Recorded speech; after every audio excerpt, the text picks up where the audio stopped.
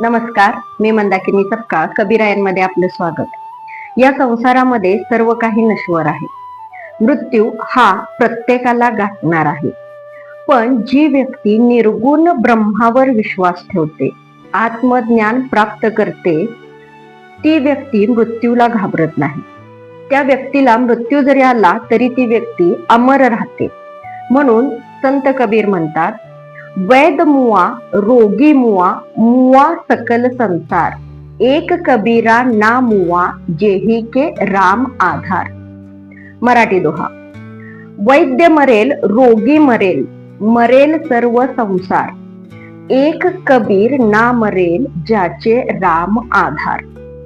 सामान्यपणे मनुष्य आजारी पडल्यानंतर पूर्वीच्या काळी वैद्याकडे जायचा. वैद्य रोग्यावरती उपचार करायचा.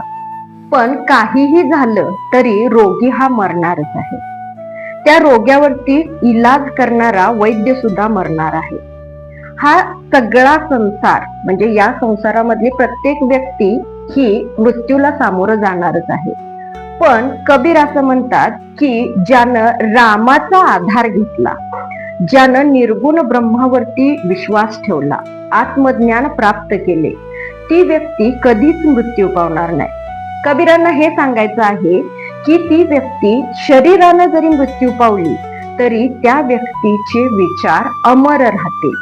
आपल्या महाराष्ट्रातील संत ज्ञानेश्वर, संत तुकाराम यांची उदाहरणं जर आपण घेतली तरी या व्यक्ती आज शरीरानं नाही, पण त्यांचे विचार आजही आपल्यात आहेत. कबीरांचे विचारही आज आपल्यात आहेत. कबीरांचे दोहे, त्यांचे विचार, या मार्गावर चालणारे कित्येक अनुयायी आपल्याला भेटतात.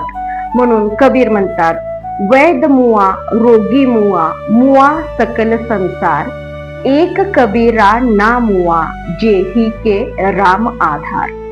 धन्यवाद.